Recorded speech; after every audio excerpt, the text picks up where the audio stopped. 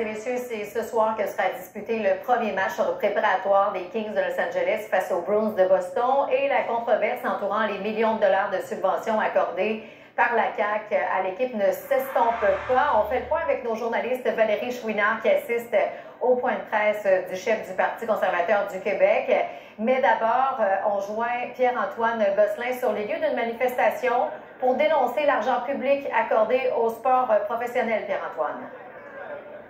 Voilà, Julie, on parle en direct du parc quartier Brébeuf, secteur de Limoilou à Québec. On dit qu'il y a à peu près 500 personnes là, qui sont attendues ici lors de cette grosse manifestation qui rassemble, entre autres, différents groupes communautaires, des membres de syndicats. Il y a des députés également du Parti de Québec solidaire qui sont sur place en ce moment et qui répondent à des questions de journalistes. On dénonce cette subvention accordée par la CAQ envers les Kings de Los Angeles. Avec moi, j'ai un représentant d'ailleurs du syndicat CSN Québec-Chaudière-Appalaches. Qu'est-ce qui vous dérange dans cette subvention exactement?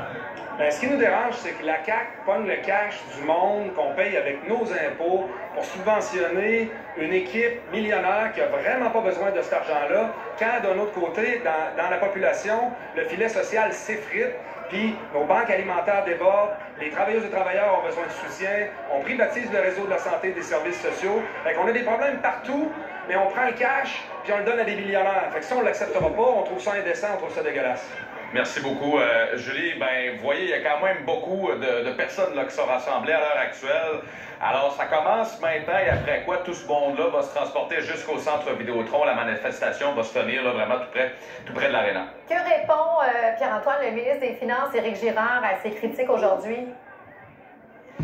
Bien, plusieurs critiques, notamment de la part des partis d'opposition ce matin. Il y a même le Parti libéral qui est arrivé avec un gilet de hockey improvisé avec marqué dessus le King du déficit, François Legault. Le ministre Girard lui répond qu'il s'agit d'une célébration du hockey et invite les gens qui ne sont pas contents de ne pas y aller tout simplement.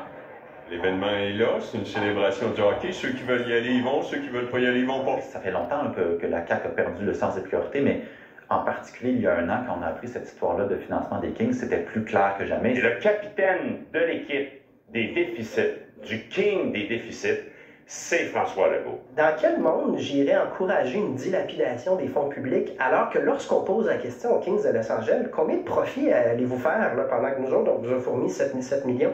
Vous, c'est combien de profits? Vous remarquerez, zéro transparence. Alors, vous le voyez, la grogne entourant cette subvention, elle est vraiment loin de s'estomper, Julie. Merci beaucoup, Pierre-Antoine. On va aller voir Valérie maintenant parce que Valérie, le chef conservateur du Parti conservateur du Québec, dénonce lui aussi la façon de faire du gouvernement avec les Kings. Assurément, et nous, on est à quelques pas du centre Vidéotron. Julie, d'ailleurs, le point de presse qui vient tout juste de se terminer. Monsieur Éric Duhem qui dit essentiellement, j'aime le hockey, mais pas les subventions.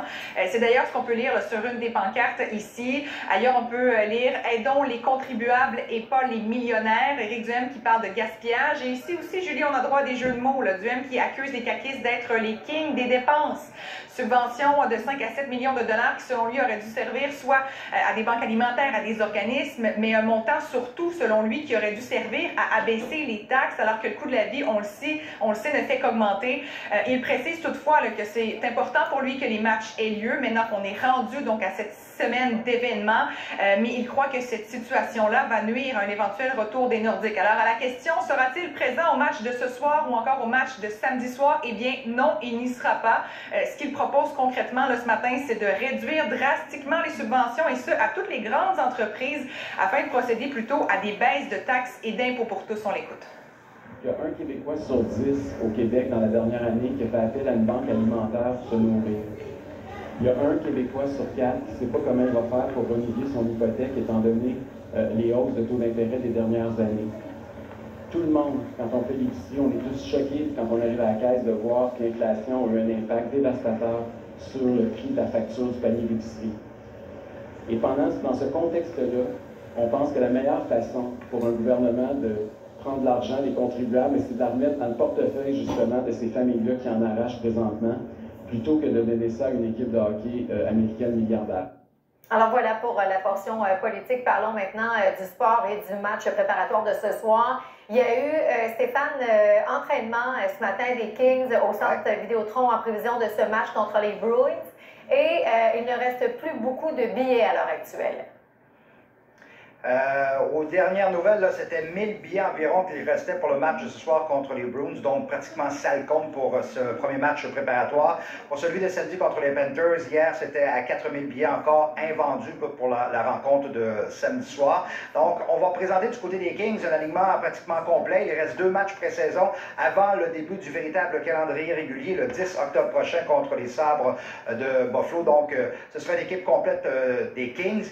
Et ce soir, avant le match, on va rendre hommage à Patrice Bergeron qui a pris sa retraite en 2023. Patrice Bergeron, un des meilleurs joueurs de l'histoire issu de la région de Québec, peut-être après Patrick Roy, gagnant de la Coupe Stanley, gagnant de 6 trophées Selke. D'ailleurs, j'ai parlé avec le capitaine des Kings, Anze Kopitar, qui lui a gagné 2 fois le trophée Frank Selke, remis au meilleur attaquant défensif.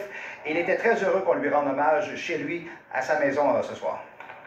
Yeah, I heard he has a little celebration tonight, which is great to see. I mean, obviously an outstanding player, and you know, one of the best in playing the two-way game. So I think the Boston team misses him, and the whole NHL misses him. Maybe not so much playing against him, but just his presence. You know, he's a great individual, and it'll be fun to be a part of this tonight.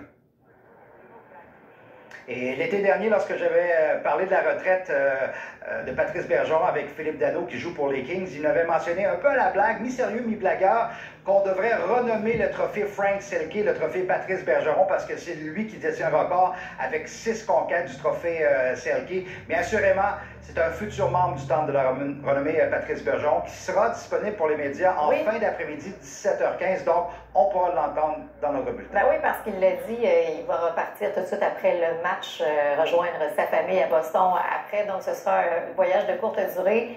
On pourra lui parler à 17h15. Merci beaucoup, Stéphane. À ce soir. Maintenant, les payes de plusieurs travailleurs au Québec, notamment dans le domaine de la santé.